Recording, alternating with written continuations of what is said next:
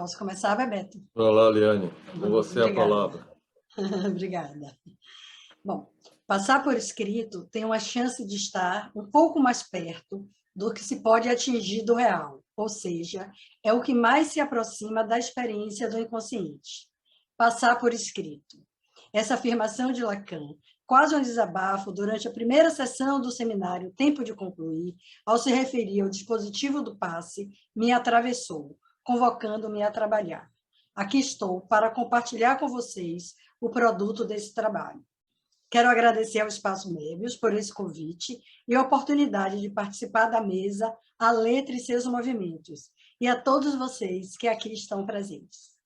Gostaria de dizer que a concepção de letra que me interessa tem a ver com aquela definida por Lacan em vários momentos do seu percurso e difere de uma concepção de letra empregada para designar cada um dos elementos gráficos de que é constituído um alfabeto.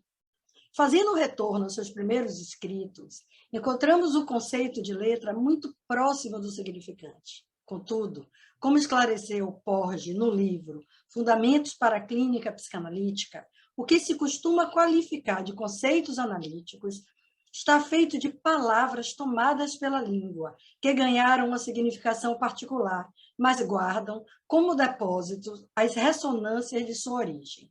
Os dicionários que tentam explicar e definir as palavras do vocabulário analítica deixam muitas lacunas. Privilegiando a semântica e não a polifonia, se fecham para as invenções resultantes da evolução da língua e da prática analítica, seu uso sonoro, seu neologismo e, principalmente, dos efeitos de la langue, ou la língua, no falacer. La língua, este caos sonoro que adquire um estatuto real e se utiliza da superfície real do corpo como leito para escrever as primeiras letras na carne, ou melhor, no corpo tórico, que sustenta o sujeito. Essa é uma fala de Lacan, no Seminário 24. Aos pés da letra. O poema é o título do meu trabalho. Vou começar pela letra e pelo seu ressoar na clínica. A noção de letra inaugura o ensino de Lacan, como para afirmar seu postulado que o inconsciente, tal como Freud inventou, é estruturado como a linguagem. Estou me referindo não só ao texto, instância da letra, mas também ao da carta roubada. Como sabemos, carta e letra são homofônicos na língua francesa, inspirado no conto de Poe. Nesse texto, é possível acompanhar um debate sobre a verdade, sobre a letra e o automatismo de repetição pela via do significante, a partir dos 3 movimentos da carta-letra, marcados por 3 tempos e olhares, que vão nos revelando o que acontece com o sujeito quando ele vai mudando de lugar e ocupando posições subjetivas e tempos lógicos diferentes, iniciando pela cena primitiva e suas repetições. Repetições que são lidas como operações, das quais sempre resta um resto. Desde a alcova real, na qual a rainha recebe a carta pela primeira vez, embaixo dos olhos do rei, que nada vê, até a carta, que é a personagem principal, retornar às mãos da rainha, sem antes deixar de passar pelas mãos do ministro, aquele que, como a rainha, vê o que o rei não vê, e por ver, arrouba, e pelas mãos do que vê o detetive Dupin, a partir do que esses 2 olhares que veem deixam descoberto. Nesse escrito, Lacan enuncia que aquilo que a letra inscreve tem a ver com a clínica e faz uma mostração da verdade da descoberta de Freud, da determinação fundamental que o sujeito recebe no percurso do significante. A partir do trabalho com a carta, tomada como um significante puro, imagem acústica esvaziada de sentido, a letra definida como sendo a materialidade do significante. Significante cuja estrutura porta uma dupla condição, os fonemas e as letras, sendo que estas caracterizam sua estrutura localizada. A letra, enquanto materialidade do significante, é o lugar que ele dá suporte. Breve recorte da clínica. Um analisante de 9 anos diz: eu falo elado, em tom afirmativo.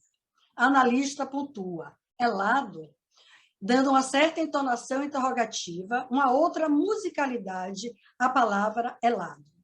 A analisante: não consigo falar o R. Na verdade, ela falou: não consigo falar o re. A analisante: você troca o re pelo lê. Re de quem? A analisante: re da mamãe. O nome da mãe começa com re e o da analisante com lê. Trocar o re pelo lê. Troca de letras que desvela a troca de lugares na ficção que esse sujeito, sustentado no corpo de uma jovem analisante, está escrevendo.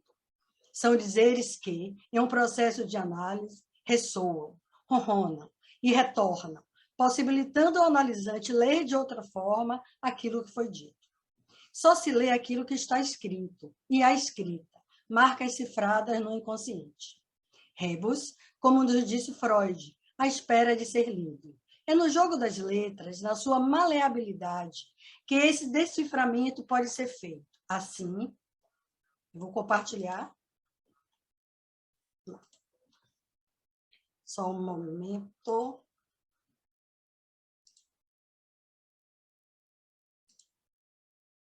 Então, é no jogo das letras, na sua maleabilidade, que esse deciframento pode ser feito. Assim, na análise e intenção, é difícil.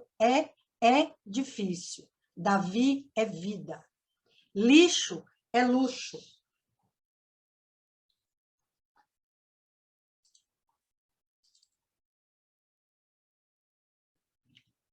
A morte é amor-te, como poetizou Augusto de Campos no seu livro Poesia, de 1949 a 1979. Lacan nos fala que a letra é o substrato topológico do significante e, em 57, nos faz uma mostração da cadeia de significantes. Vou eu outra vez. Porque eu acho essa figura muito interessante.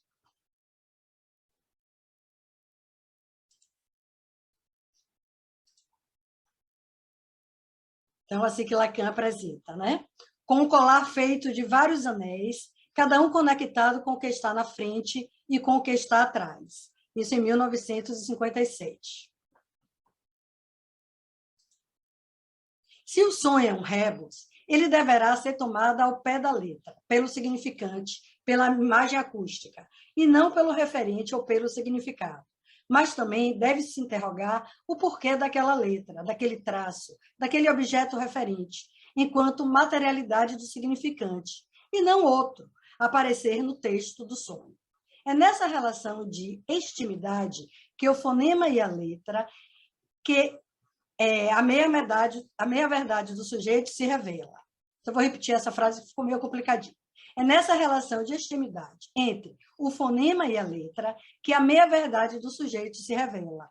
Na poesia de Lacan, os escritos carregam ao vento as promissórias em branco de uma cavalgada louca, e se eles não fossem folhas voantes, não haveriam cartas roubadas. Daí se conclui que o automatismo de repetição é determinado pela própria lógica do significante, o qual rege o sujeito em seus atos, seu destino, suas cegueiras, seus sucessos, suas derrotas, seus sintomas, suas dores, suas recusas, seus ódios, amorações, suas sortes e seus azares. O pobre, podre ministro, desavisado, porque não passou por um processo de análise, não teve tempo de ir lá e usar, não se dá conta que é a carta que rege o seu destino, e não ele que rege o destino da carta. Nesse período da sua clínica, Lacan já localiza essa noção de letra, sua primeira definição como sendo essa materialidade vazia do significante, sendo com essa materialidade que o analista, na função de semblante de objeto, de letra A, intervém, buscando, essa é a aposta, extrair a meia-verdade da relação do sujeito com a sua própria falta a ser. Até aqui vimos a política do tratamento, sua ética, pela via da letra, enquanto topos, lugar do significante.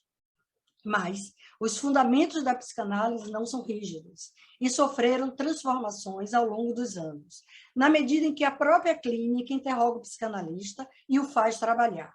Não foi diferente com a letra. Como nos adverte Leclerc, que passou pela experiência do inconsciente no divã de Lacan, a psicanálise é uma praxis que se afirma como sendo uma prática da letra. Vamos agora para a segunda versão da letra, extraída do seminário A Identificação, letra como objeto A, objeto causa do desejo, que possibilitou a escrita da fórmula do fantasma, S barrado, pulsão de ar. Nesse seminário, Lacan continua se interrogando sobre a verdade e sua relação com o saber, verdade aqui tomada na sua estrutura de ficção. Ao introduzir a letra como objeto A, vai para mais além da letra apresentada como materialidade dos significantes. Se interrogando sobre as identificações, volta a Freud para falar do traço unário. Dialogando com outras áreas e trazendo para a psicanálise, com rigor, mas não com rigidez, aquilo que interessava, leva-nos a pensar em dois estatutos da letra, até aquele momento, completamente diferentes. Fascinado com as escrituras coloridas que remetem a 8.000 anos antes de Cristo, começa a pesquisar sobre a história da escrita e da letra. Será que esses traços funcionam como escrita? Traços materiais que esperavam ser fonetizados? A ideia de ler com valor sonoro, como lemos o Rebus, é, ao meu ver, o que mais interessa a psicanálise. Como no Rebus, o que cria, inventa a letra é a polifonia. Sem ela, o sol e o dado não seriam soldado. Lemos o Rebus pela sonoridade, obtendo um sentido novo, que advém pela decifração, pelo nonsense ou abscenso. Vou compartilhar também rapidamente um Rebus, que é tão bonitinho. Eu só vou ler, tá? Só a partir da decifração que está aqui, ó. Sapatada dolorida. Isso a gente encontra na internet. Né? Então, aqui tem todo o trabalho de decifração, só mesmo para ilustrar, né? Como se lê pela letra, né? A leitura pela letra, pela polifonia, pela sonoridade das palavras.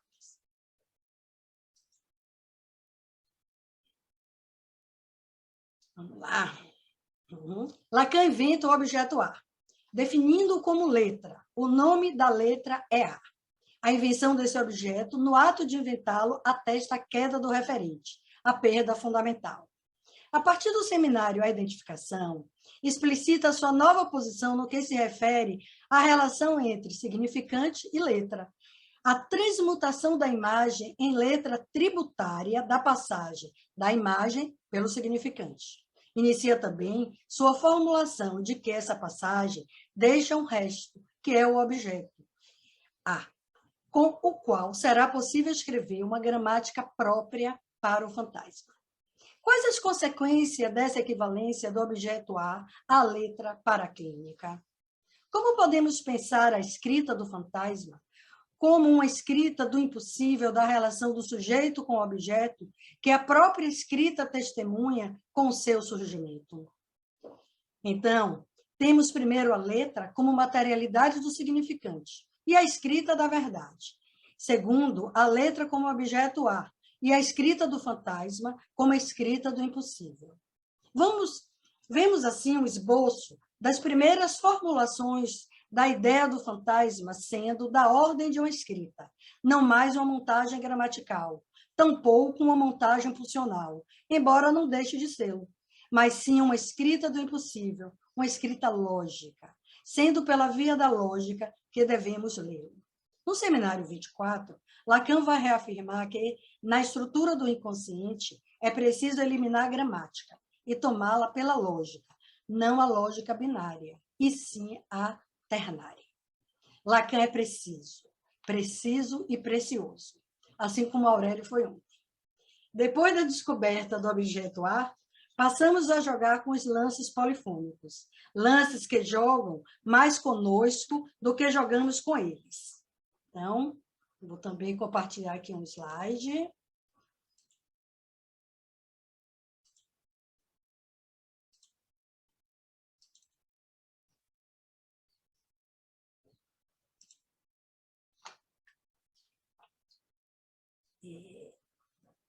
Já os poetas, diferente dos analistas, controlam esses jogos polifônicos. São eles que possuem a chave para abrir a porta da polifonia.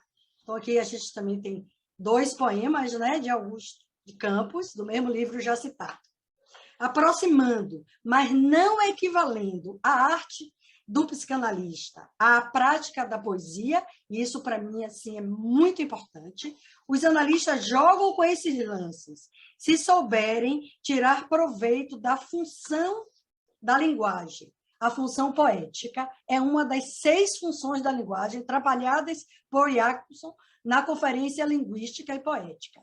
Digo aqui da função poética enquanto estrutura, e não gênero literário, poesia. Essa é uma citação que eu vou ler já para vocês, tá? Vejam só. Qualquer tentativa de reduzir a esfera da função poética à poesia, ou de confirmar a poesia à função poética, seria simplificações excessivas e enganadoras. Jacobson, dar um exemplo, o slogan... eu acho que eu... Aqui. Jacobson, dá um exemplo, o slogan político da época dele, né? Nós estamos em 1988, que aqui aparece embaixo, tá? I like Ike. Eu gosto de Ike. E aí ele chama atenção para a função poética, né? A sonoridade, a polifonia, o I e o I. É uma imagem paranomástica do amante envolvido pelo amado. Então, é isso que conta, é a função poética, não é a poesia. A poesia é um gênero literário, né? Tem a ver com a estética. Para a psicanálise, o que conta, e Lacan chama a atenção disso em vários dos seus seminários, principalmente nos últimos seminários, é a função poética. Ele está muito próximo nessa época de Jacobson, e ele traz essa conferência, né, para apresentar e discutir a importância da polifonia para o ouvir, né?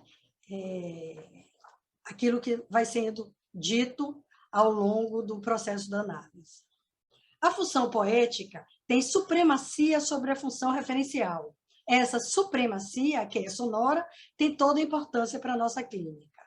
Eu vou deixar porque já vou entrar com outro. Barthes, em O Prazer do Texto, nos diz algo valioso com respeito aos sons da língua. Segundo esse autor, a escritura em voz alta não é fonológica, mas fonética. Seu objetivo não é a clareza das mensagens, o teatro das emoções.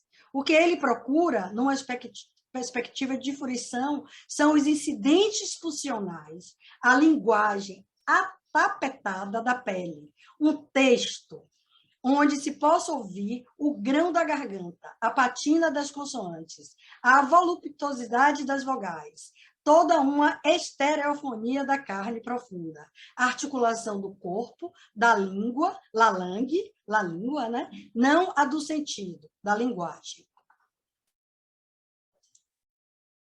Nos seminários Problemas Cruciais da Psicanálise, na sessão de 27 de janeiro de 65, Lacan passa a palavra para Leclerc, que fará uma comunicação nomeada sobre o nome próprio, contribuição para a retomada do seminário de Jacques Lacan. Nessa comunicação, retoma o caso Felipe, que lhe serviu para ilustrar a realidade do inconsciente em um trabalho já apresentado por Laplanche em 60. Leclerc relata o sonho do licórnio. Então, eu vou ler rapidamente o sonho. Está no seminário, né? Vocês podem ir lá. O lugar deserto de uma pequena cidade é insólito. Procura alguma coisa. Aparece pés, nus, Lilian. Não conheço. Quem me diz? Há mais tempo que eu vi uma areia assim tão fina. Nós estamos na floresta e as florestas parecem curiosamente coloridas, de tintas vivas e simples. Penso que há muitos animais nessa floresta. E quando me preparo para dizê-lo, um licorne cruza nosso caminho. Nós caminhamos, os três, em direção a uma clareira que se pressente abaixo. Então, Leclerc faz todo um trabalho, tá? Então, ele vai retirar desse sonho o Lili, praia em francês, que é plage, o sede, que eu vou ler em francês, o soft, areia, que é o sabo, pele, pé e corne. Né? Então, ele tira do sonho, né, eu vou falar esses significantes, né, porque ele vai pela polifonia, e enigmática uma cadeia de palavras cuja contração radical nos dá licórnia. Essa foi a conclusão. Significante que aparece aí como a metonímia do desejo de beber, aquele que anima o sonho. Isso nas palavras do psicanalista que está apresentando o trabalho. Depois de fazer uma breve análise, nos diz que esclareceram os elementos fundamentais de um tipo de texto hieroglífico, que denominaram a cadeia significante consciente. Então, o Lili, o plage, o sof, o sabe, o peu, o pé e o com. Aqueles que demandam ver o inconsciente respondem. É assim que ele aparece. Conclui. Esse estudo dos sonhos permitiu fazer a ilustração dos mecanismos fundamentais dos processos inconscientes, a condensação, a substituição metafórica e o deslocamento. Porém, descartaram a prevalência do significante sobre todo o metabolismo das imagens. Também, ali onde Leclerc supõe seu final de análise, Lacan vai antever os equívocos da leitura que poderiam provocar a sua aposta no inconsciente estruturado como linguagem, criando, ao contrário do que ele previa, uma hipérbole de sentido edípico que camuflaria o desencontro estrutural entre os sexos. Omissão e equívocos que só em 68 foram reconhecidos por Leclerc. Se esse relato é, como muitos consideram, um passe, que seria, a gente sabe que o caso Felipe, esse sonho é do próprio Leclerc, os impasses desse passe se deram em torno da letra. A partir da invenção do objeto A como causa, atestamos um deslocamento das questões da letra e da verdade, para mais além da determinação significante. Verificamos também, a partir desse seminário, o início da abertura da clínica na direção do registro do real. A discussão, então, começa a ser desenhada em torno do aquilo pode ser escrito, que seria a frase do fantasma, versus aquilo não cessa de não se escrever, o real. No seminário A Lógica do Fantasma, novas questões sobre o que pode e o que não pode ser escrito em uma análise são colocadas em xeque. Uma nova perspectiva se abre com a lógica e o problema da negação passa a ser colocado no nível da escrita, enquanto esta é regulada pelo funcionamento lógico.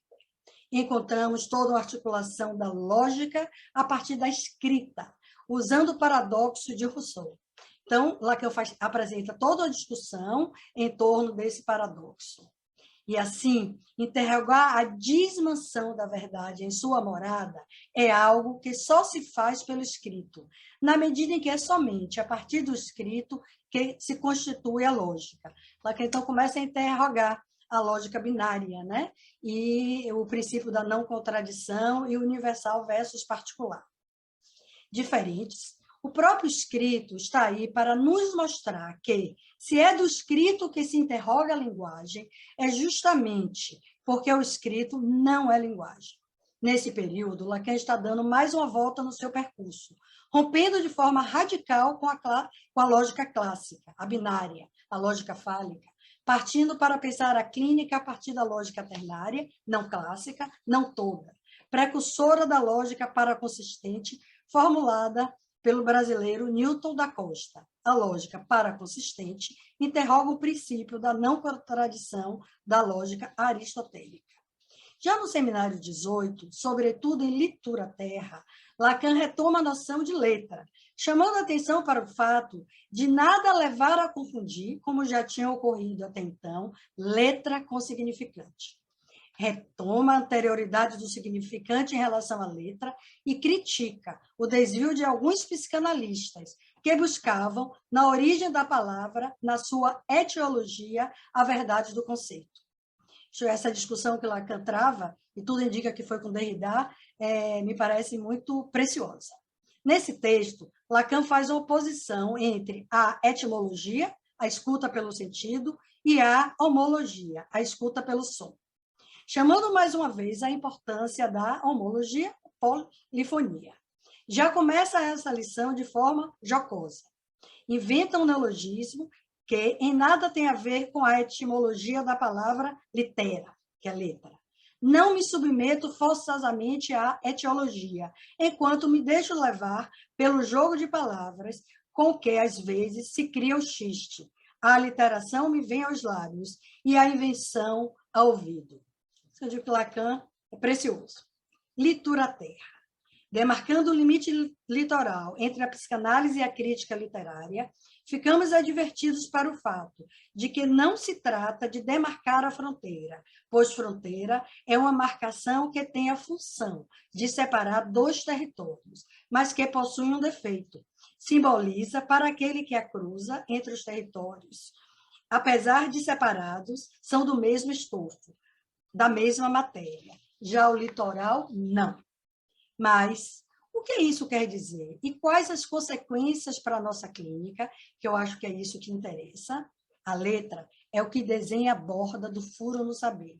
É isso que a letra diz ao pé da letra, que entre o gozo e o saber, a letra constitui o litoral. A letra está no real e o significante está no simbólico. A escrita não decalca o significante, só remonta a ele ao receber o nome. É a letra e não o signo, que aqui serve de apoio ao significante. No final dessa lição, ele conclui que, em outras palavras, o sujeito é dividido pela linguagem, mas um de seus registros pode satisfazer-se com referência à escrita, seria o real, e o outro com o exercício da fala, seria o simbólico. Diferente do significante, a letra deve ser lida como uma carta, mas ler a letra não é a mesma coisa que bem ler. Ler a letra significa ler para além do que é dito.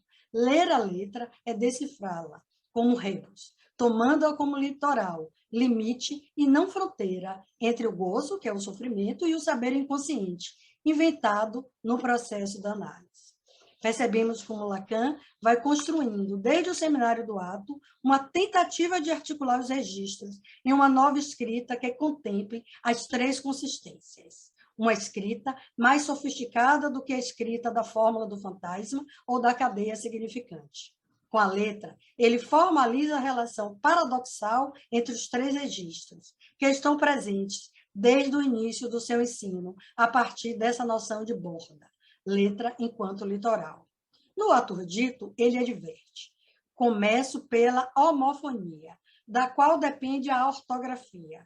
Assim, o analista equivoca com a ortografia. Ele escreve de uma forma diferente e, pela graça da ortografia, faz soar outra coisa que é o dito com a intenção de dizer. Uma citação de Lacan. É por isso que eu digo que nem do que diz o analisante, nem do que diz o analista, há outra coisa senão escrita. Seminário 24. Mas, para o final do seu ensino, um novo desdobramento da concepção de letra é apresentado com o encontro da cadeia borromiana. No seminário RSI, ao perguntar o que é dizer o sintoma, responde: é f de x, a função sintoma, função a se entender como o faria a formulação matemática, f de x. F de x é um lugar vazio. E o que é esse x? Lacan responde. Ele pergunta e ele mesmo responde. Como diz Aurélio, chamou a atenção ontem, a resposta vem sempre antes da pergunta. Se ele perguntou, é porque ele já sabia. É o que do inconsciente pode se traduzir por uma letra, letra X, na medida em que apenas na letra a identidade de si a si está isolada de qualquer qualidade. Do inconsciente todo um, naquilo que ele sustenta o significante, em que o inconsciente consiste, todo um é suscetível de se escrever como letra. Sem dúvida, seria preciso convenção. Mas o estranho é que é isso que o sintoma opera selvagemente. O que não cessa de se escrever no sintoma vem daí. Fecha aspas. Aí eu vou abrir outra aspas, que logo em seguinte ele continua. O importante, e aí eu coloco, para a clínica, é a referência à escritura. A repetição do sintoma é isso que acabo de dizer, de Lacan, que selvagemente a escritura, isto para que o que é do sintoma, tal como se apresenta na minha prática. Fecha aspas. No seminário seguinte, ele vai dizer que só através da lógica, que é a ciência do real, só através da letra que é possível acessar um certo real.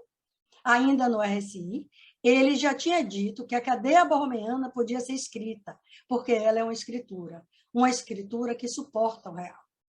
No seminário 24, depois de afirmar que sim, a escrita no inconsciente, ele termina a lição de 10 de janeiro dizendo que o que há de mais real é o escrito, e o escrito é confucional.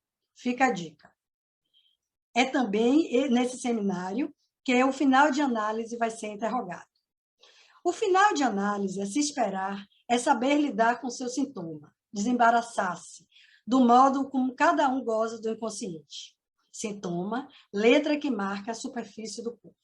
Bem, para terminar, sem mesmo concluir, aos pés da letra, seja ela a materialidade do significante, que escreve na clínica a verdade como ficção e aponta para a falta a ser, seja o objeto ar, que escreve o fantasma como escrita do impossível, seja litoral, fazendo borda entre o saber e o gozo, escrevendo os impasses do gozo, ou seja, o FX, a psicanálise é uma prática de leitura, e aos seus pés está o psicanalista.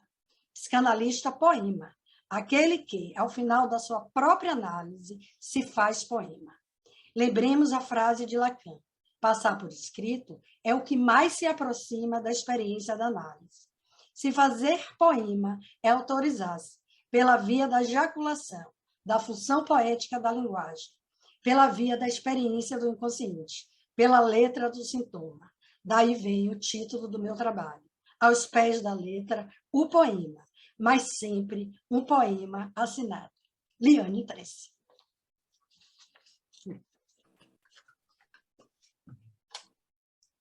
Obrigado, Liane, pelo seu trabalho, pelo seu escrito. Eu vou passar a palavra, então, à nossa colega Zeila Torezan, que tem como título do trabalho Lendo o que se escreve.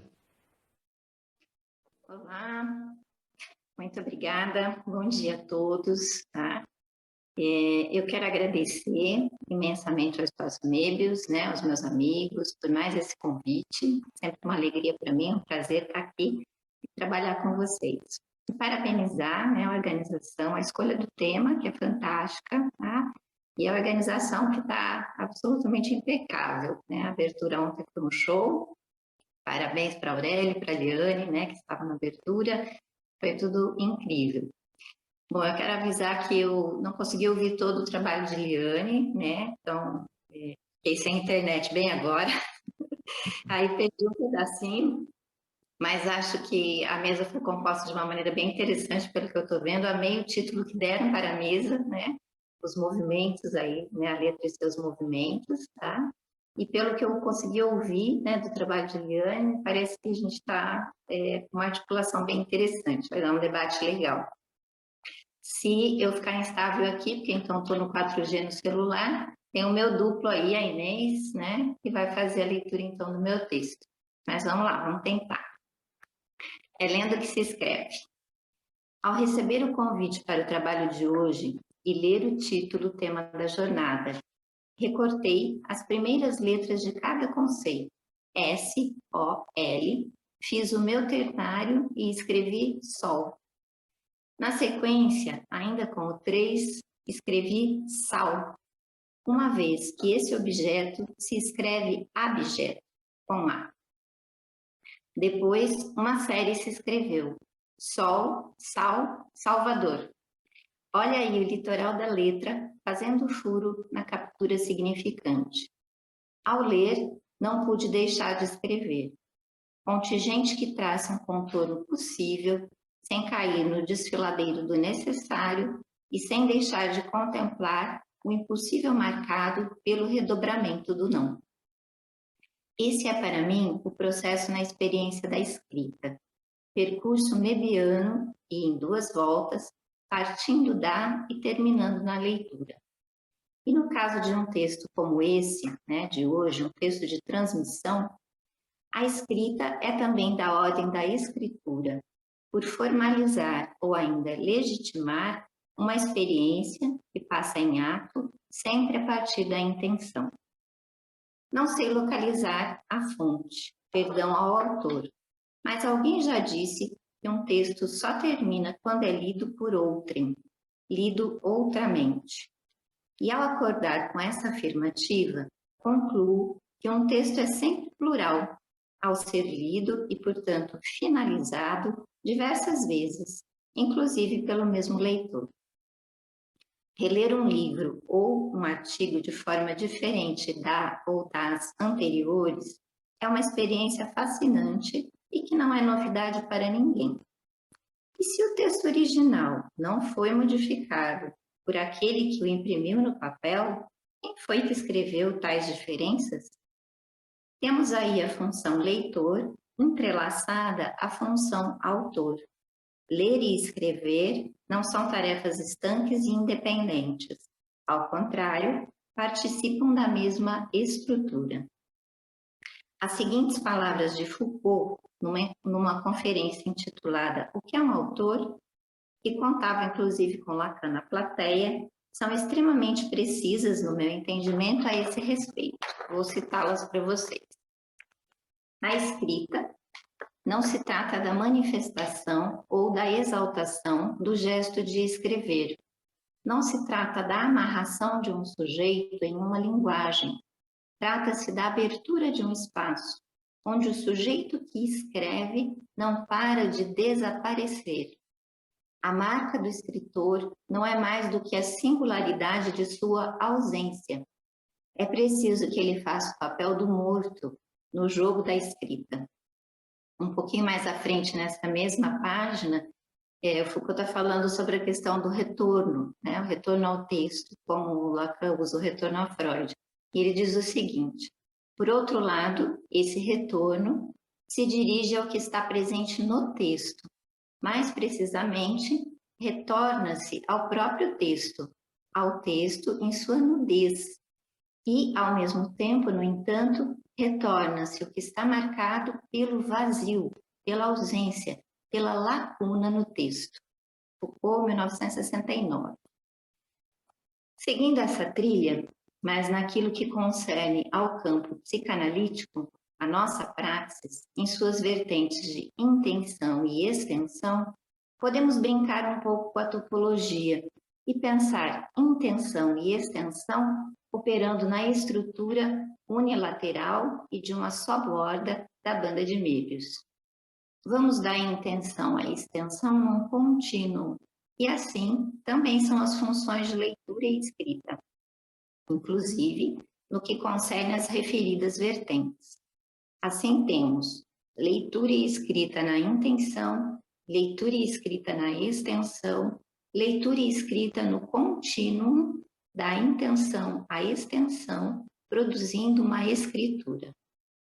Escrever sol ou sal é uma maneira seriamente divertida, como diz Lacan no Seminário 19, de ler e escrever a articulação entre os conceitos enunciados em série para o trabalho de hoje, a saber, sujeito ou abjeto, letra.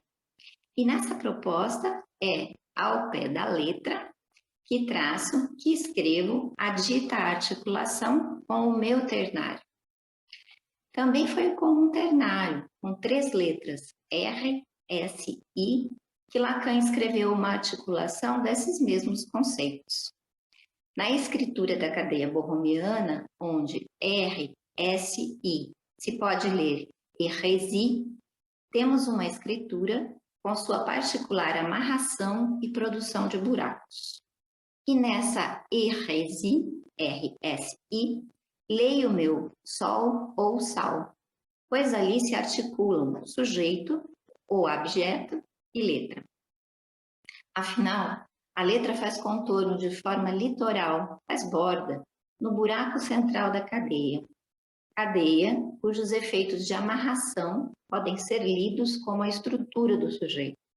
E nesse buraco central se escreve o objeto A, ou ainda, como leem alguns, onde se escreve o próprio sujeito numa equivalência a esse ou objeto.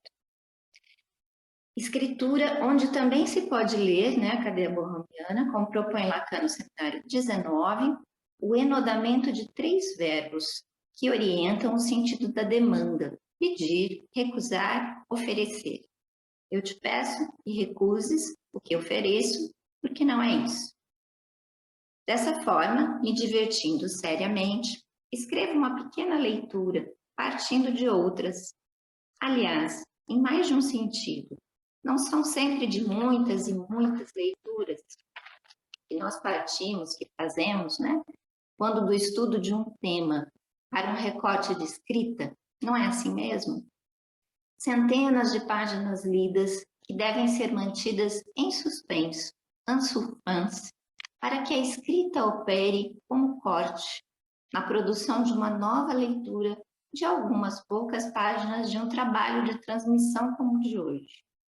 E ainda, para que na volta da extensão, essa leitura de transmissão se escreva, a suspensão das leituras e mesmo de um saber já operaram como corte através da função analista. Dessa maneira, se produz na intenção uma leitura do analista para escrever a direção da cura em articulação ao trabalho do analisante de ler e escrever as suas ficções, seu sintoma, seu fantasma em transferência, até o ponto em que faça as pazes com o incurável do traumatismo, o impossível sempre à espera de ser escrito. Como certa vez ouvi de uma analisante muito sábia, para mim, ela dizia, a existência nunca vai deixar de ser traumática.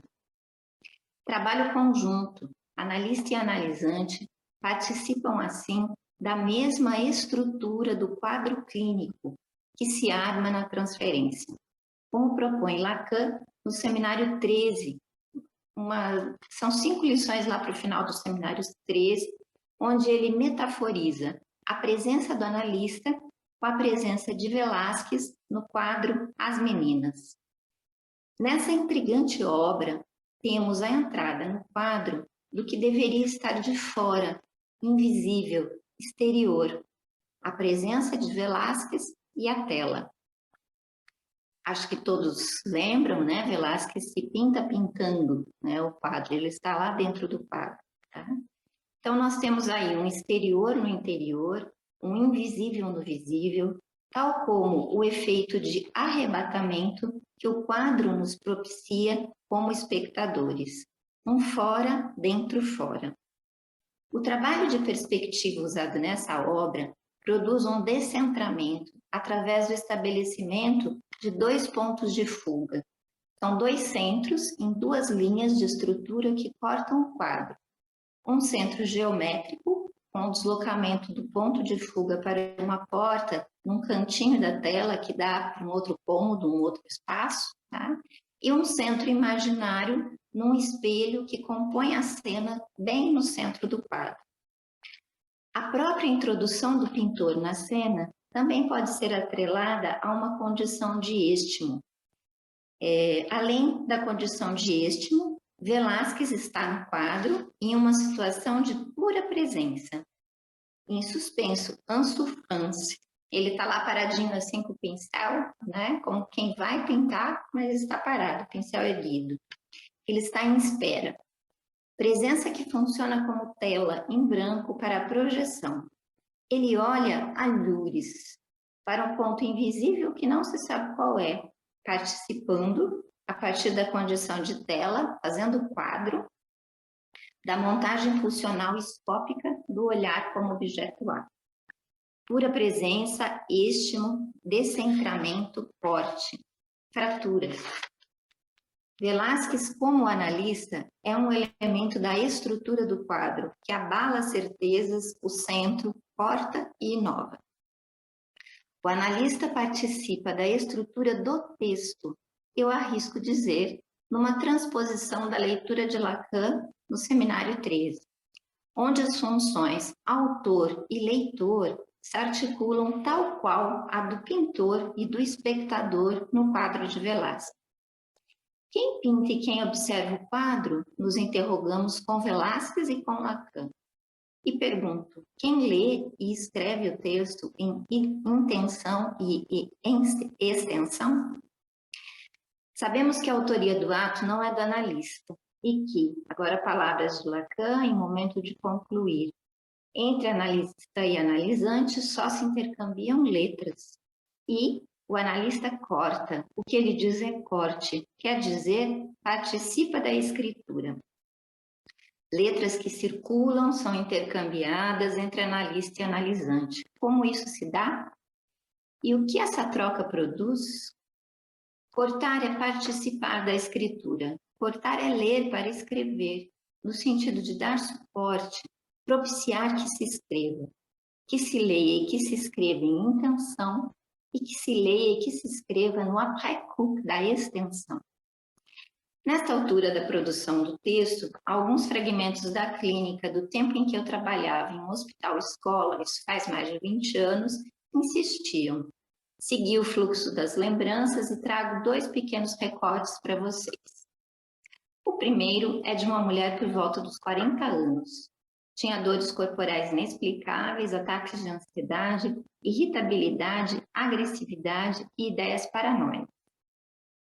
Destaco a seguinte frase proferida por ela a respeito dos seus pensamentos persecutórios. Ela disse: "Acho que estou ficando painel, doutora."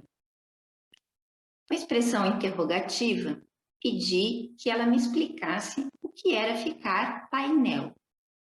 Com ar de estranheza, né, de quem pensa, ai meu Deus, como é que é possível essa doutora de cabeça não saber o que é ficar painel?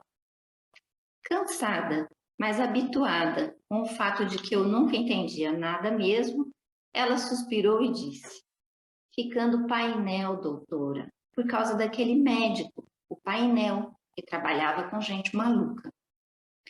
Ela escrevia Pinel, mas lia painel, amparada pelo conhecimento de que a letra I, em inglês, se lê I. Ela achava que ele era americano. Painel era a sua tradução, sua leitura de Pinel. Como nós lemos a letra e não a letra de forma literal, é uma expressão que Isidore Wegg gosta de usar, tive a felicidade de não corrigi-la. Segui a sua forma de ler o I e aí fui eu quem suspirou, dizendo: "Ah, o painel, ficando painel, ai, ai." As associações seguiram o seu curso a respeito dessas dores corporais, agora enlaçadas a outras dores, as relativas ao pai. Passo para o segundo recorte, e nesse, infelizmente, não fui nada feliz em minha leitura. Tratava-se de uma jovem diagnosticada como esquizofrênica, sendo que o primeiro surto teria se dado após uma experiência sexual na adolescência, segundo relatos da família. Medicada até a raiz dos cabelos, se apresentava catatônica, olhar distante, falava pouquíssimo e de forma superficial e fragmentada. Geralmente relatava algum acontecimento familiar. Repetia que precisava retomar os estudos ou que queria trabalhar. Um dia me olhou firmemente nos olhos, isso nunca acontecia, e disse que estava muito preocupada com a sua identidade. Na minha ignorância da época, que não era nada douta, afundada nos equívocos psicopatológicos, fiquei feliz e surpresa. Afinal, eu não esperava tamanha profundidade. Como poderia ela estar ocupada de questões identitárias ou do campo da identificação, se além da batida, fala cortada, gente dessa categoria, né, os psicóticos, leva tudo, né, literalmente, no sentido literal, ao pé da letra? Quando perguntei, como é que é isso aí, preocupada com a sua identidade, ela respondeu, é que eu já procurei em tudo que é lugar e não encontrei. Respondi bem decepcionada. Ah, entendi. Você não sabe onde está o seu documento. E dessa vez, infelizmente, eu achei mesmo que eu tinha entendido. Claro, ela falava literalmente do documento de identidade. Não podia ser uma alusão à identidade a partir do documento, se ela era psicótica, ora. Ai, ai, de novo, ai, ai, pobre de mim. Eu é quem estava aprisionada ao literal e não pude acompanhá-la no literário do pé da letra que o enunciado trazia.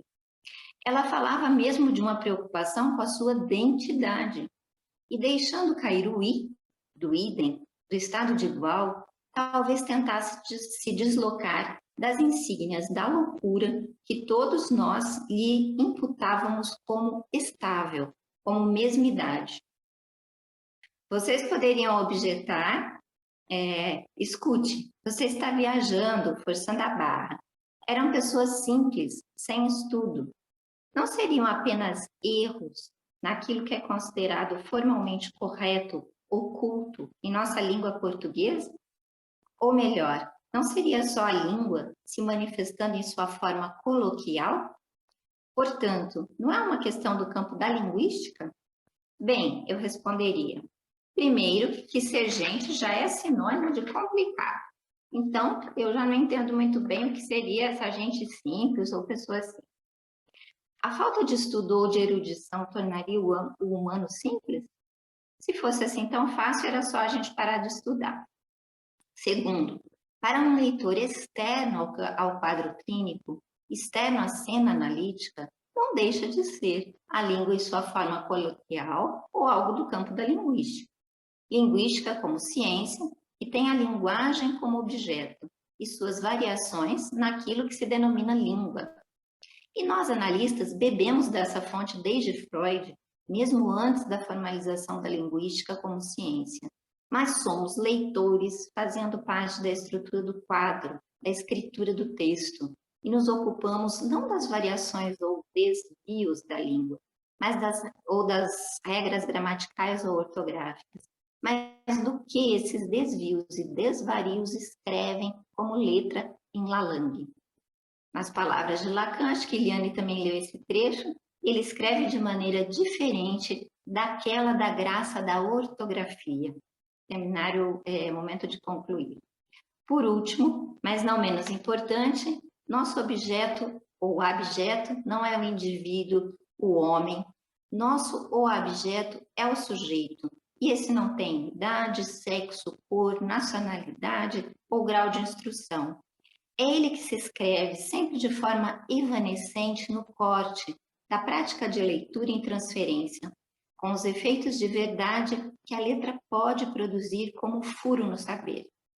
10 anos lendo o discurso sem palavras de muita gente simples lá naquele hospital, me ensinou, entre outras coisas, um pouco sobre o sujeito, o objeto e a letra, compondo a escrita tantos anos depois desse texto que vos leio. Nas voltas mebianas da leitura e da escrita, da intenção e da extensão, onde o tempo e o espaço operam de maneira particular, vamos tecendo nossa praxis, ponto a ponto, letra a letra, sempre dispostos a puxar o fio das letras, desfazendo e refazendo o tecido. A lá Penélope, diríamos, mas não pelo mesmo motivo, pois não estamos à espera de nada nem de ninguém. É o que eu tentei transmitir hoje para vocês. Muito obrigada.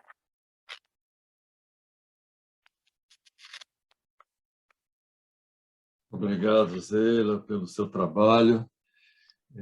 Damos sequência à nossa mesa, convidando a colega Laudinalva Matos, cujo título do trabalho é O Nó da Letra. Com você, Laudinalva. Vou pedir que você abra o microfone.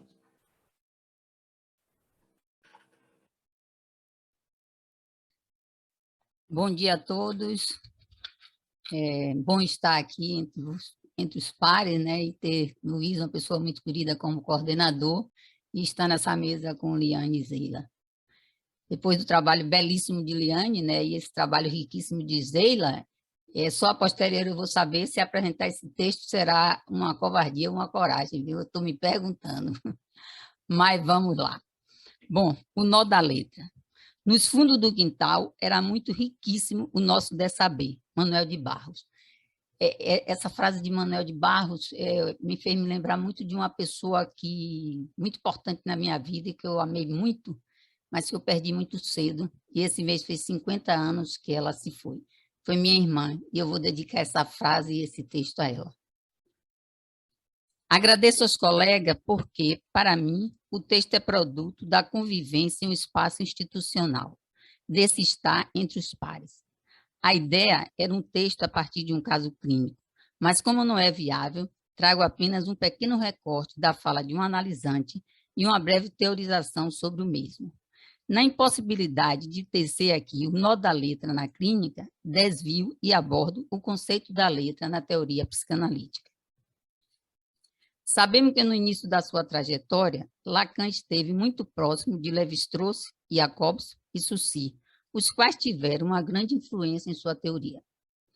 O conceito de letra em Lacan caminha por duas vertentes.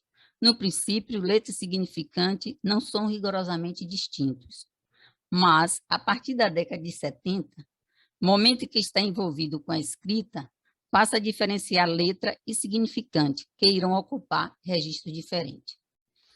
Na instância da letra no inconsciente e a razão desde Freud, datado de 57, Lacan teoriza sobre a letra e o significante a partir do seu envolvimento com a linguística, partindo do signo, significante sobre significado, signo atribuído a Saussure, que, ao ser constituído, funda a linguística. Lacan subverte o algarismo saussuriano, ao desvincular significante do significado. O que parece que, tanto para a filosofia como para a linguística, é sempre possível um ponto de equivalência entre os dois. Neste momento, Lacan define a letra como suporte material que o discurso concreto toma emprestado da linguagem. E, quanto ao significante, ele diz que a sua estrutura está em ele ser articulado, ou seja, suas unidades estão submetidas à dupla condição. Primeiro, a se reduzir a elementos diferenciais últimos, os fonemas. A outra condição, de se compor segundo as leis de uma ordem fechada, necessidade de substrato topológico, do qual a expressão cadeia significante. A letra aparece aí como uma unidade essencialmente localizada do significante, e fonema e letra se emparelham. Ainda no texto, ele fala das duas vertentes do campo efetivo que o significante constitui, para que nele tenha lugar o sentido, isto é, a metáfora e a metonímia, as leis da linguagem, correspondente em Freud à condensação e deslocamento. A metáfora, a substituição de uma palavra por outra, e a metonímia, a parte tomada pelo todo. A metáfora se coloca no ponto exato e que o sentido se produz no não-senso. O interessante deste texto é a leitura reflexiva e detalhada que Lacan realiza da ciência do sonho de Freud. Ele começa dizendo: essa instância da letra é a descoberta de Freud. Cito alguns pontos destacados por Lacan. A ciência do sonho trata-se apenas do discurso. As imagens do sonho só devem ser retidas por seu valor significante, e complementa dizendo que Freud exemplifica de todas as maneiras que esse valor de significante nada tem a ver com a sua significação. A transposição, onde Freud mostra a pré-condição geral da função do sonho, corresponde em Saussure ao deslizamento do significado sobre o significante. Encontra-se na transposição as duas vertentes do significante no significado, a condensação e o deslocamento. O que Lacan prioriza em suas reflexões é mostrar que a instância da letra é a descoberta de Freud e a presença do significante na obra de Freud desde os primórdios, instante em que ele, Freud, se antecipa à linguística. Devemos observar que a noção de significante ele é até anterior à linguística, né? Ela vem dos estoicos. Né? Cito Lacan: desde a origem, desconheceu-se o papel constitutivo do significante no status que Freud fixou de imediato para o inconsciente, e segundo as mais precisas modalidades formais. Com a afirmação do significante na obra de Freud, antecipando a linguística, Lacan dirá em Radiofonia: o inconsciente é a condição da linguística. Para diferenciar significante e letra, trago aqui um fragmento de Refinamento, um texto de Marc Darmon, publicado no Significante, a Letra e o Objeto, onde ele diz: ao contrário da letra, o significante é um ser de face dupla. Vale dizer que o significante, embora se inscreva numa folha, no lado da folha, do outro lado há o sentido. Tanto que é impossível delimitar pequenos pedaços do significante sem jogar com o sentido. É inseparável. A letra, por outro lado, quando cai, parece desprender-se do sentido. Ela cai no não senso, o que permite, entre outros, seu uso em matemática. Isso que ela vai ser muito utilizada na teoria a partir desse esvaziamento de sentido que a letra possibilita. A carta roubada, interessante que Liane fez um texto, ela fala da carta roubada, e foi bom porque eu não trago o conto, porque não dava tempo, e ela toma pela questão da repetição, né, que ele está à volta na época no estudo do texto de Freud, Além do Princípio do Prazer. Né? A carta roubada, o texto de 55, a partir de um conto homônimo de Edgar Allan Poe, primeira das publicações de Lacan nos escritos, publicado em 66, trata-se de uma leitura da divisão subjetiva do sujeito. No seminário de um discurso que não seria do semblante, Lacan critica a tradução de Baudelaire do título A Carta Roubada, colocando a questão: toda carta chega ao seu destino, mesmo que sofra desvios. Entendo destino aqui, no caso, não no sentido do destinatário, porém na dimensão do desenvolvimento que Lacan vai dar ao texto visando o sujeito. Logo no início do texto, Lacan vai mostrar que a ordem simbólica é constituinte para o sujeito e a determinação fundamental que o sujeito recebe do significante. É no jogo do deslocamento significante que carta-letra, referida como significante puro, que o conto se processa, marcando a divisão subjetiva do sujeito pela determinação significante. Como nos diz Lacan, se o que Freud descobriu tem sentido, é que o deslocamento significante determina o sujeito em seus atos. Josiane Clichy, no texto O Significante, a Letra e o Objeto, Articulações, publicado no livro Significante, a Letra e o Objeto, ela vai dizer: as leis da linguagem não residem mais apenas na metáfora e na metonímia, a partir desse texto de Lacan que ela fala isso. A cadeia simbólica obedece à impossibilidade, pois para ela a repetição, tal como se manifesta na insistência da cadeia significante, atribui à letra um estatuto de impossibilidade. A carta, como significante, realiza sozinha a peripécia do drama. O relato do conto é feito sem nenhum acesso ao conteúdo da carta. É o que, para Lacan, o torna notável, exercendo um efeito surpreendente nos que se tornam alternadamente seus detentores. Por mais que eles possam defender o poder que ela confere sobre eles para aspirar a possuí-la, Lacan refere que a carta tem um efeito de feminização sobre todos que a tocam. Encerra o comentário sobre a carta roubada, remetendo-se a um parágrafo da abertura da coletânea Os Escritos. Ele diz assim: pois deciframos aqui, na ficção de Poe, tão potente, no sentido matemático do termo, a divisão onde se verifica o sujeito pelo fato de um objeto o atravessar sem que eles em nada se penetrem. Divisão que se encontra no princípio do que se destaca no fim desta coletânea sob o nome de objeto pequeno a.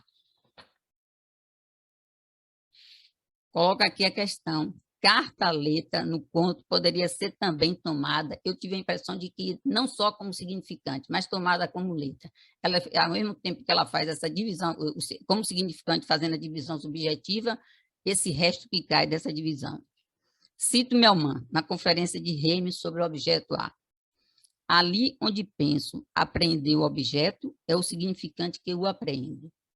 E o conjunto do jogo do significante me remete a isto, que ali onde penso aprender um objeto, só encontro o furo feito pelo significante. Só um minutinho.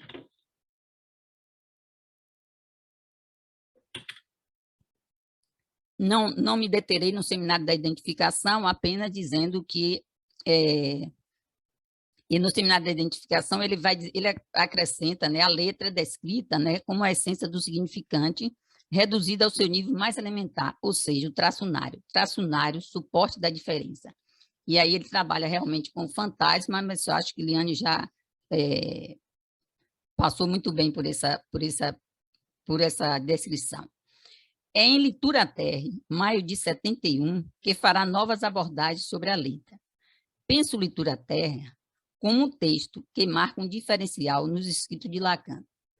Litura Terre, escrito por Lacan a pedido, sobre crítica literária e psicanálise, momento em que se encontra elaborando a função do escrito. Para mim, trata-se de um texto atravessado por corte, onde podemos isolar e reter centelhas poéticas. Ao ler e reler Litura Terre, sempre sou visitada pela questão: será Litura Terre fronteira ou litoral entre os textos que antecedem e os que vêm depois? Que ele marca aí o litoral entre a psicanálise e a literatura, tudo bem, mas os anos 70 Lacan tem passagens sobre a teoria muito interessante, né, e de um progresso em relação à teoria, né? Um texto complexo, com atmosfera envolvente, não só pelas palavras, como também pelo cenário descrito por Lacan, da planície siberiana, apreciada do avião, onde visualiza, por entre as nuvens, o escoamento das águas e o sulco que vão se constituindo com o cair da chuva. Texto em que Lacan radicaliza, colocando a letra não como fronteira entre dois campos que, separados por ela, seriam a mesma coisa. Propõe a letra como literal, literal fundado no litoral. Litoral, quando o campo inteiro serve de fronteira para o outro, mas são estrangeiros, não tem nada em comum. É desta visão do alto por entre as nuvens que faz uma leitura sobre significante, letra e gozo, usando a metáfora geográfica, como ele coloca no mais ainda. Coloca nas nuvens o significante, semblante por excelência. Da ruptura das nuvens, cai chuva, no caso, ruptura do significante. Produz uma erosão no solo, deixando entrever os efeitos de gozo. Cito Lacan. O que se evoca de gozo ao se romper um semblante é isso que, no real, se apresenta como ravinamento das águas. Isto é, a letra escrita. É isso que se precipita do significante, cavando um sulco na terra. Em seguida, Lacan diz: a letra é, no real, o ravinamento do significado, ou seja, o que choveu do semblante como aquilo que constitui o significante. Conclui dizendo que a escrita, a letra, está no real e o significante no simbólico. A letra vai desenhar a borda do furo no saber, faz litoral entre saber e gozo. Fico com questões nesse texto, né, mas vou seguir adiante, devido ao tempo. No seminário mais ainda, ele não diferencia muito letra de significante, né? Ou ele faz a diferença entre letra e letra significante, como ele segue em literatura, em Litura Terre. Ele vai dizer: a letra não é do mesmo estofo que o significante. No RSI, essa passagem que Liane falou, né, quando ele vai falar da função X, do vazio, ele realmente coloca, né, o inconsciente consiste em significante, passível de se escrever um por um em letra. Como diz Vidal, em seu texto, o sintoma, né, do gozo da língua, a letra, o significante se faz letra. Já na conferência realizada em 75, em Massachusetts, nos Estados Unidos, ele vai colocar que o significante não é o fonema, mas ele volta a dizer que significante e letra são a mesma coisa, marcando que apenas a letra faz furo. Eu fiquei pensando que, nesse sentido, ele coloca os dois no mesmo registro, mas com funções diferentes, que ele isola isso, que apenas a letra faz furo. Apesar de afirmar que o significante é a letra, né, ele marca a diferença ao acrescentar que só o significante faz furo. Então, penso dos mesmos registros com funções distintas. retornam mais ainda para pensar nele alguns pontos. Seminário em que Lacan traz mudanças significativas para a nossa prática. Entendo que esse é o momento em que ele anuncia seu rompimento definitivo com a linguística, ao fazer a objeção à fala de Jacobson de que tudo que é da linguagem depende da linguística. E ele complementa, né? Em último termo, do linguista. Nesse momento, ele foge uma palavra e chama de linguisteria. E diz, o inconsciente estruturado como a linguagem não é do campo da linguística. Linguisteria relacionado com a língua, que na terceira ele coloca como lalação, uma língua materna, que se constitui entre o outro materno e o infância. Um envelope sonoro, como nos diz Aurélio Souza, né, em seus textos e no livro dele, Os Discursos. É interessante que estamos aqui em 72, 73, né, e ele volta a interrogar o que é o significante no mais ainda, né? Ele vai dizer que a letra é para se ler como uma carta, né? Ele faz uma diferenciação. Cito Lacan. O significado não tem nada a ver com os ouvidos, mas somente com a leitura do que se ouve de significante. O que se ouve é significante, o significado é efeito do significante. Um outro ponto relevante é que o significante, ele vai colocar no mais ainda, que o significante se assenta sobre uma substância gozante. Recordemos o que ele diz, só se goza por ter um corpo, só se goza por corporizá-lo de maneira significante. Devido ao tempo, apenas uma breve abordagem sobre o dizer e o dito. Lacan isola esta função do dizer nos anos 70, logo após ele ter concebido os discursos, onde dar à verdade um lugar de causa dos discursos, e ao saber uma dimensão do real, que passa a se relacionar não mais com a fala, mas com o dizer, que é da ordem do escrito. Saber que se produz pelo discurso da histérica e ocupa lugar da verdade no discurso analítico. A escrita, a letra, passa a ter uma importância na mostração do real. O impossível que só se aborda pela letra. Ele elabora esta dimensão do dizer, sublinhando que o dizer verdadeiro não é da ordem do real. No seminário Os Não Tolos Vagueiam, ele vai definir o dizer verdadeiro como uma ranhura. É uma ranhura no discurso, como diz Aurélio, né? Ele diz isso em um texto dele, Saber, Verdade e Gozo. A ranhura é por onde passa, cito Lacan, é por onde passa o que é preciso suprir, ou seja, a impossibilidade de escrever a relação sexual. O que escoa pela ranhura, diz, é o S2, isto é, o saber inconsciente. Ainda no Leturgie, Lacan define o sujeito como um efeito do dito. Poderemos também ler como resposta do real. Ele localiza no texto o que chama o dizer de Freud, que ele infere da lógica e toma como fonte o dito do inconsciente. É na medida em que Freud descobriu esse dito que ele existe. Podemos conceber, na leitura do texto de Lacan, que todos os ditos da psicanálise se deduzem do dizer de Freud. Não há relação sexual. Remeto-me às frases ditas por Lacan por 2 vezes do seminário Pior e uma vez em Milão. Que se diga, fica esquecido por trás do que se diz, em o que se ouve. É assim que ele começa o texto Leturgie. O dizer fica esquecido por trás do dito. Um não vai sem o outro. O dizer é que existe ao dito. Cito Lacan. Os ditos só podem completar-se, refutar-se, inconsistir-se, demonstrar-se, indecidir-se, a partir do que existe das vias de seu dizer. Ele conclui que a via por onde advém o necessário, o que não cessa de se escrever, é o impossível, o que não cessa de não se escrever, e que, para que um dito seja verdadeiro, é preciso ainda que se o diga e que haja dele um dizer. Para finalizar, trago um fragmento de caso clínico numa fala da analisante, que ela traz uma queixa que eu diria pouco comum, muito incomum, por sinal. Ela diz assim, não sei o que fazer. Na primeira entrevista, ela disse, não sei o que fazer com a minha caligrafia. Ela é horrível, é um horror, não me deixa ser nada. Eu não sou nada com essa caligrafia e eu não consigo melhorar. Entendo que há, e ela entra em angústia com isso, ela chega por causa disso, ela entra em angústia, ela passa, inclusive, a acordar à noite, ir para o hospital, dizendo que está passando mal, que está com falta de ar.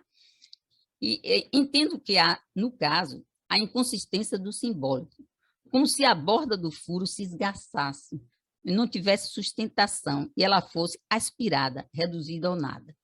O imaginário invade o simbólico, provocando a inibição. Ela não consegue ser nada, ela não consegue fazer nada. Com o momento de invasão do real, né, no imaginário, tendo como consequência a angústia. Não há sintoma constituído, digamos adequadamente, que possa sustentá-la, não a deixando na impossibilidade da redução ao nada.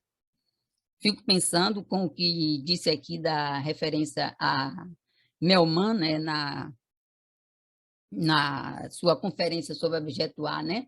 Se nesse momento de angústia essa letra não consiga sustentar a essa borda e que algo do objeto se presentifique aí, que essa paciente entra nessa angústia, né? Este caso me recorda Thomas o Obscuro, de Maurice Blanchot, ao qual Lacan se refere no último capítulo do Seminário da Identificação. É uma passagem muito interessante que Lacan vai trabalhar o fantasma. É interessante como um literato faz uma descrição de uma travessia que eu achei fabulosa. Ele está lendo um livro, né, e ele diz assim, as palavras saídas de um livro ganhavam aí uma potência mortal. Exercia sobre o olhar que as tocavam uma atração doce e plácida. Ele percebe toda a estranheza que havia em ser observado por uma palavra, como por um ser vivo, e não apenas por uma palavra, por todas as palavras que se encontravam nessa palavra. Eu fiquei pensando que, nesse caso, essa paciente ela vai responder com uma questão de fotos, foto de uma mulher bonita, ela mesma se diz, né?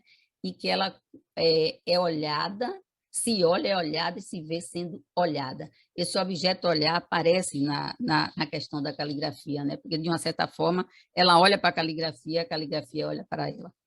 O percurso que trilhei para desenvolver o aqui apresentado permitiu-me uma leitura que desenha nestas páginas, de forma bem visível, o campo da linguagem e o campo do gozo, tão próprios à psicanálise, com suas diferenças. Mas não são distintos, pois a tela em que a tinta do gozo escorre é a mesma que a língua habita, faz marca, adere à pele, modela, ou seja, o nosso corpo, o corpo do vivente. Penso que a liturgia, como também o mais ainda, possam ser um marco entre esses dois campos, transmudando a prática da psicanálise para uma prática de leitura. Concluo que este texto, por si só, responde à minha questão sobre literatura-terra. Nem fronteira, nem litoral. Diria que é um ponto fora da curva, que a sua letra, por existir, tem efeito sobre nós, interessados na psicanálise. Obrigada.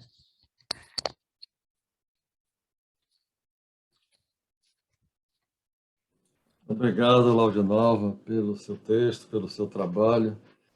Como vocês viram, né, essa mesa fez jus ao título, né, como Zeila, de certa forma, já sinalizou, né, movimentos da letra, porque as articulações foram feitas aí nesses movimentos em torno da teoria e da prática, né? Obrigado a todos, um grande abraço. Até breve.